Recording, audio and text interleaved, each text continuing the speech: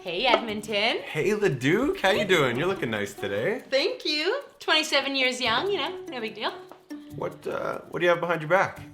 I just got a little something for somebody's special day. Happy birthday to you. Happy birthday to you. Happy birthday, dear Edmonton. Happy first birthday to you. My little Edmonton service. 1 year old already. Time flies, right? Yes. How you feeling? Great. I'm getting big and strong already. You sure are growing like a weed, I'd say. So much enthusiasm. And boundless energy. Yes, you do have that. And that is why I have a coffee bar. Yeah. Hey, Leduc, I just wanted to say thank you for everything you've done for me. I wouldn't be here without you. And I know it's not like things were easy for you guys starting out. Getting by with little to no money, growing up in dingy clubhouses and school gymnasiums. And our poofy hair and mullet phases with the neon lights and the 90s carpet. We don't need to talk about it. And I know it took so much work to get your name out there. How did you even connect with people? You didn't even have social media. When I launched, I had my own Instagram campaign. Well, back in the day, we used to go door to door and talk to people in person. No way. True story. Well, again, thanks for all the help. I'm feeling pretty blessed. You helped me launch from a place of strength. You paid for everything I needed, found me a great place to live, and sent me so much support.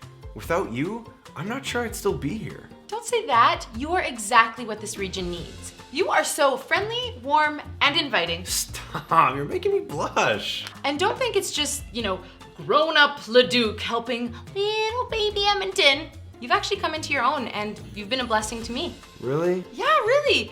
You breathed into me a fresh new passion. You got me so excited to stretch beyond what I could do on my own. And to be honest, you created a lot more room for new guests too. Well, it's not like we won't see each other still. I mean, we have family get-togethers. Like encounter nights. And Heart and Soul Night. And on Christmas Eve, we're all gonna get together once your renovations are done.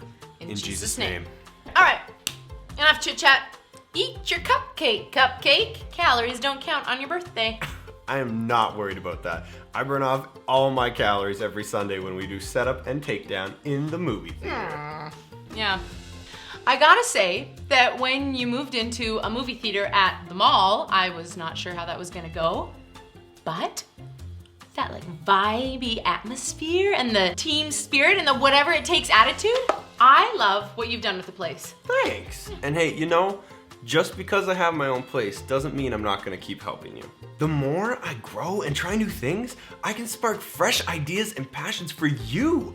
And I'll help keep you young and vibrant. I am counting on it. And I'll hope you know I've always got your back. It's honestly been a privilege setting you up for success, and I will always invest in you. Oh, that reminds me. I need to come do my laundry. Anytime, birthday boy. My house is still your house. Oh.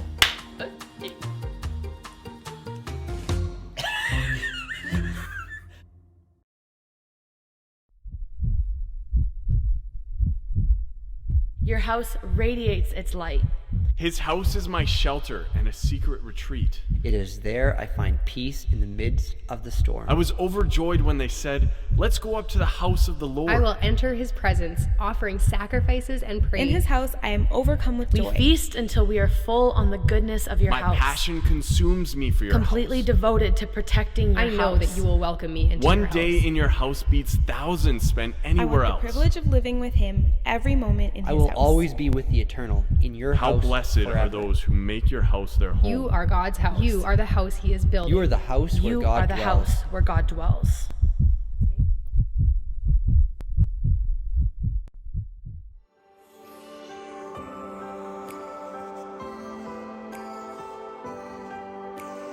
What is Heart for the House? Why Heart for the House? Well, before we talk about that, let me ask you this. Have you ever gone to the store for that one item only to come out with a cart full of stuff? It happens way too frequently. This is called the curse of Costco. You're cruising the aisle looking for that one thing you came in to get, only to see the latest little something you didn't even know existed. And faster than you can add 2 + 2, you've convinced yourself you need that item, and boom, it's in the cart. And then down the next aisle, oh yeah, I might need that thing next week. Oh, a walkie-talkie set on sale? Don't have one of those. That might come in handy when there's an apocalypse someday. It's scary, isn't it? Well, what is that? That is the power of awareness. It's when seeing leads to needing. You know, often awareness can work against us. It leads us to buy stuff that doesn't really satisfy. But awareness, it can also work for us. It can lead us to things that really matter, like stories. And awareness is actually one of the reasons that we have Heart for the House. And Heart for the House, it's a focal point in the year where we allow our hearts and our vision, or our awareness, to be stretched towards something that's very close to God's heart, and that's His church. Maybe you've never really considered church as more than a place you just attend. But church is God's heart. He's passionate for His church. He gave up His life for His church. The church is God's plan, not only for rescuing, restoring, and healing His broken world, but a place where we, our family, and our friends can flourish and grow and thrive. I think that there's something deep down inside that we long to be a part of, a place where our lives make a difference. We want our lives to be about more than just stuff. There's something in us that wants our lives to matter beyond this life. But so often we don't know how to actually experience this type of life. So often the distractions of right now overshadow the value of the eternal. But the truth is, there's something we can do with our little bit of time, with this little slot of life that can make an eternal difference. Our right now resources have the potential to make a forever difference. If we learn how to use these resources as a tool, we learn how to leverage money for stories and not just stuff. And the Heart for the House is an opportunity to do just that, to intentionally put our resources to work, building more stories. You know, one category of stories that's especially close to our heart is the future generations. And you know, someone once said that great churches, number one, they love Jesus. That's kind of important. Number two, they love like Jesus. And number three, they plan to reach the next generation with the love of Jesus. Yeah. And right from day one, we've been about building and positioning the church to reach, impact, and empower the upcoming generations. Why? Well, partly because growing up, we both experienced a church environment that lacked that kind of focus. I know it's something stirred in our hearts that we wanted something better. Church should not be something that kids or young people, or anybody for that matter, should simply endure. Right. It should be that place in their week that they long to go to, the place that's full of life, and it gets them excited about life, and an environment that breathes hope into them, and it unlocks the amazing potential that God has put inside them, and it's an environment that sets them up for greatness. Plus, when we started the church, nearly every conversation we had going door to door, doing community surveys with people, the biggest need everybody said was, we need something for our young people. There's nothing for young people in this city. And we thought, great, we're young, we might be able to help with that. You know, but what started out as simply filling a need, it became a passionate commitment that is still a driving motivation behind all that we do as a church. You know, there's a really great verse in Psalm 78. I want to read it. It's in verses 3 and 4. It says, things that we have heard about, things that we have known, things which our ancestors declared to us again and again, we will not keep these things secret from their children. Rather, we will tell the coming generation all about the praise that is due to the Eternal One. We will tell them all about His strength, power, and wonders. You know, I think it's interesting that they didn't say our children, even though they were talking about their own kids. But they said their children. Yeah. In other words, our ancestors' children. They recognized that the current generation of kids, their very own kids, weren't just their own kids. They were also someone else's kids, their ancestors' kids. You know, I believe that we've been entrusted with the stewardship of the next generation. And they're not just our own kids, they're God's kids. And He's trusting us to pass on the God stories to them so that they can discover their place in God's story. One thing that's so exciting about doing church for 27 years is seeing the kids and teens that were part of church in the early years, in the early days, and they're still part of church today. They were building the church 15, 20, 27 years ago when they were kids, when they were teenagers, and you know what? They are still helping to build God's house. They're bringing their kids. Their kids are meeting Jesus. They're serving Jesus alongside with their parents. They are amazing leaders in the church today. But what's so exciting is the impact that their lives are having outside the church. You know what? In the community, in their businesses, in their careers. You know what? Their lives are such a powerful testimony of the flourishing that happens when we find our place in God's story and when our lives get connected to and we invest in God's house. I've been coming to City Life for 22 and a half years, since I was 12 years old. I was quite young. 11. 12 years old, 8 years old, 16. 16 years old. I was looking for some identity and I was looking for some guidance. At the time, I was actually battling depression. I used to isolate myself quite a lot. I felt like life back then was just lonely. As soon as I walked into City Life, I was hooked. It was so different than what I had imagined church to be. It wasn't a church for adults, it was a church for everyone. Made you feel like you were part of the family, made you feel like you were welcome. Monica was the youth leader at the time, and it's really hard to be around her and not want to be a part. I think we have incredible pastors and they pull out leadership in people that we often don't realize is there. Well, and it quickly became fun. It wasn't just the tasks that we were completing, but it was the friendships that we were building. When we were first doing youth stuff, we would have these terrible nights of singing to CDs. I'll just figure out how to play guitar because it's something that I think we need right now. Lauren was there and he was so cute. Of course I wanted to be there. The more that you submerge yourself into City Life culture, you kind of see the vision that the pastors have or the vision that the team has and the legacy that they're trying to build. And it really inspires you to be a part of that. One of the people that really took me under her wing was Joy Dawn. She literally gave her time, her life, her heart, and poured it all onto mine. You know, I remember week after week picking up teens for youth, and one specific teen I can remember is Katie. At first she seemed to enjoy to be there, and then sometimes she didn't really want to, and I just kept calling her and being like, come on, I'll come pick you up, and then all of a sudden she just stopped coming and she wasn't around. And I went off and kind of made a mess of my life. Joy Dawn and Monica came to see me and they spoke life into me and they showed me no judgment and they truly loved me for who I was. I'm so grateful for people that love me even when I'm broken. Hearing her story now and the victories that she's had and the things that she's overcome, and to know that my contribution all those years ago made a difference now is really powerful. When I had the opportunity to do the same for teens, I took full advantage of that. Everybody gets to contribute to a bigger purpose. One of the ways that I can see my impact is when I donate financially, I get to help build the church. I know that my finance keeps the heat on.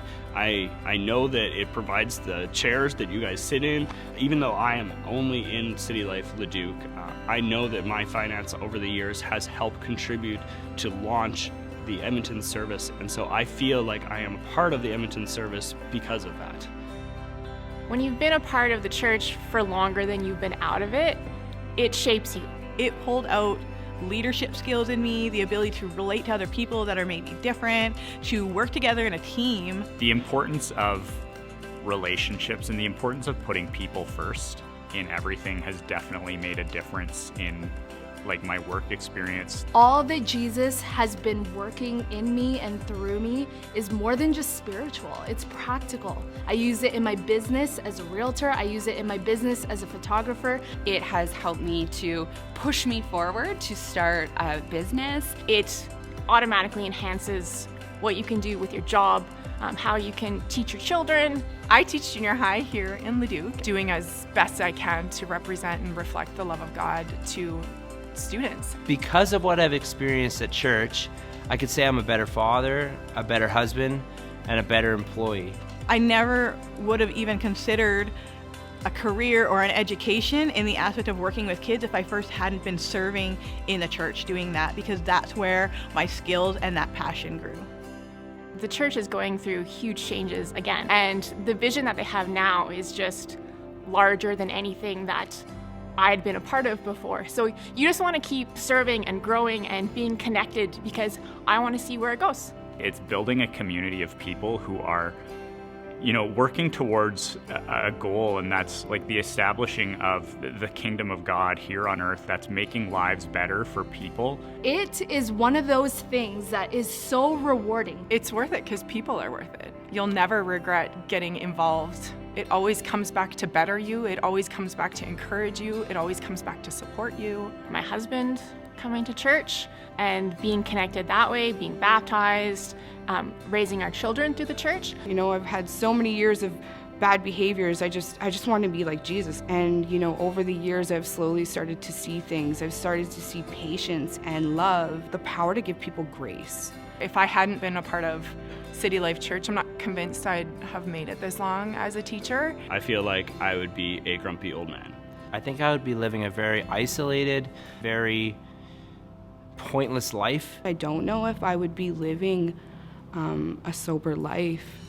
If you're considering hey, I think this could be a place where I could belong, where I could be part of something that's bigger than myself, I would say test it. Try it. Church is a great place to discover that and to learn and to grow. And you grow together. Find someone that looks like they're having fun or they're doing something that maybe you're interested in and say, can I be a part of this? You don't have to be the best right away or ever. I mean, I'm certainly not the best when it comes to, playing guitar, but use what you have, and I think make the effort. Ask God to remove that fear and just take that push, take that step. What could your life be like in 5 years? Or if you choose to plant and say, this is my home, this is where I want to invest, this is where I want my kids to grow, this is where I want my family to flourish. If you could feel what my heart feels, you would never ever question if you should get involved. Invest, give, have fun, build friendships, and make a long-term decision that you're never leaving, no matter what. My heart is for our church. My heart is for God's house. Yeah. Heart for the House is more than just about legacy. It's also about right now. From a practical standpoint, we're building a regional multimedia venue that we will begin to market to the business and arts community, which will not only supplement our buildings costs, but free up and provide more resource to continue to invest in the stories of people. But from an eternal standpoint, we are making a home that's expanded so God's family can continue to expand in our region. The stories that are unfolding right in front of us every week in both locations. Hi, we're Chelsea and Javine. And we've been coming to City Life Edmonton since the second week that they launched. I was a hermit, a guaranteed homebody. I have my circle, my wife, and my video family. games. I was also having a hard time trying to have committed relationships with people that were genuine and heartfelt. So I felt lonely so much of my life. I had absolutely no faith before City Life. Some of our friends, Ashley and Louise, kind of pushed us to come. I had Jeremy Blackwood just right there in my bubble asking me all these questions. We had to answer his questions and he had to get to know us that day. Yeah. And it was just It was like, excellent. It's kind of contagious because one person talks to you and then you're automatically like, oh, I like these people. Who else can I talk to? And then you go and talk to people and it's great. And also the upbeat services and singing and dancing. In a theater. In a theater. You can definitely see how they make it easy to say yes to Jesus, and I know that's the motto and everything, but they really, really do. When we were on our ride home from our first service ever, I kind of cried a little bit and told Javine I gotta go back. I really, really, really liked it and I really, really want to go back. And when he said, "I do too," I knew that he felt the impact that I did. We stayed. We couldn't get enough. It's just grown every time that we've come back. We've just held such appreciation for the people that we're surrounding ourselves with, and when we get to go and we get to serve for those people, we know that we're not just serving for those people, but we're serving for City Life and we're serving for God too. As I faced all these challenges, I found that I enjoyed them, and I wanted to kind of go on to the next step. I never volunteered ever before in my life. I volunteer all the time now and I love it. I'd say that's actually where I get my greatest sense of importance. We honestly get along with misfits, like just ragtag bag of misfits, because that's what we are. We're misfits, and it's very easy for us to reach out to people who are unique, and City Life is full of unique people. An amazing bouquet of personalities. You can't really have a good relationship until you see somebody who have that fruit on the tree. And I find at City Life there's an abundance of great relationships to feed and learn off of. Definitely looking back on our last year since we've started at City Life Edmonton, there's been so many different changes. We go out and do things with other human beings. I had emptiness inside that is no longer there, and if you have any inkling or any need to want to be fulfilled, this is the place to do it. I'd just like to thank everybody for being a beacon of light. Jen and Jeremy, I'd just like to thank you guys for being impact players, for definitely loving and caring on us, and showing us what an awesome relationship looks like. And Mike and Monica, who knew pastors could be rock stars too? Yeah. They are amazing. So to our Leduc family at the mothership, I'd love to say thank you so much for having faith that we'd be able to grow to the extent that we have. If it wasn't for all you amazing people behind the scenes who provided everything for us a year ago, me and my awesome trophy wife would never have stepped foot into the theaters at City Life Edmonton.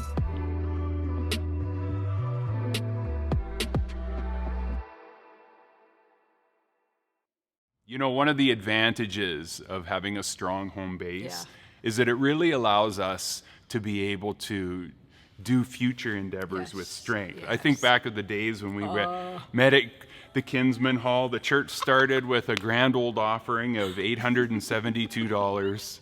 Remember, the sound system was what somebody had sitting in their basement and was generous enough to lend it to us. You know, and I contrast that as to how we've started in Edmonton, and the location at West Edmonton Mall with the sound and the lights and the team. And you know, as you give to Heart for the House, it may be for a building that looks like it's just Leduc, but it's not just Leduc. Right. It's the future of City Life. And we're building something together. And the equity that gets established here, it will become the equity that will advance all of us together in all locations. And as we give today, we're not just giving to just this building, but we're giving to the future of City Life, to establish us in a place of strength for all future ventures. What would happen if we viewed our right now resources as seed, instead of for something we think we need right now? You know, the wise farmer understands that their future depends on the seed that they sow. And it's important that we don't just consume all of the resources that we have for our appetites right now, but to make sure that something is being set aside so it can work for us in the future.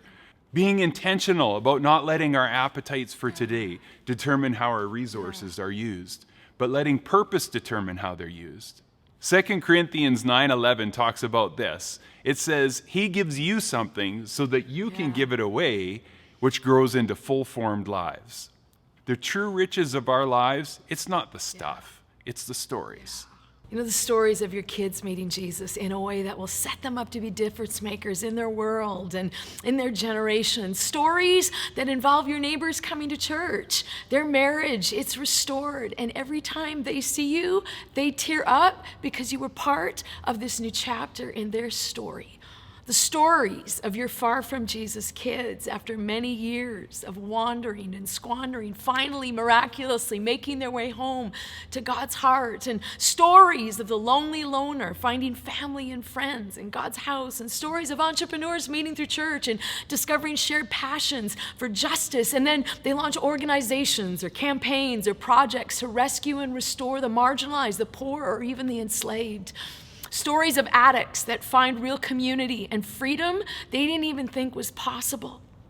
Stories of abused children who grew into shame-scarred, fearful, bitter, broken adults. But then they encountered God's healing love in a strength group. Stories of you'll never see me in church relatives who secretly watch church online for 3 months, and they sneak into church one Sunday and have their world rocked by the real, tangible presence of God.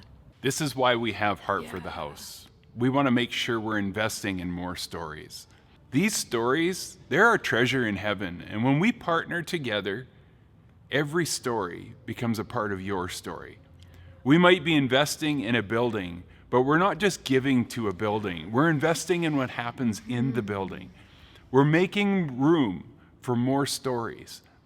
Ask yourself, do I want just more stuff, or do I want more stories? So much of life walks away. People can walk away, family can walk away, careers can walk away, but this kind of investment never walks away. These stories, they're your story. They're a part of you for the rest of your life. There are investments in life that you might feel that was a total loss. But when it comes to God's house and God's kingdom, what we invest of our time, our talent, and our treasure, it can never be taken away or lost.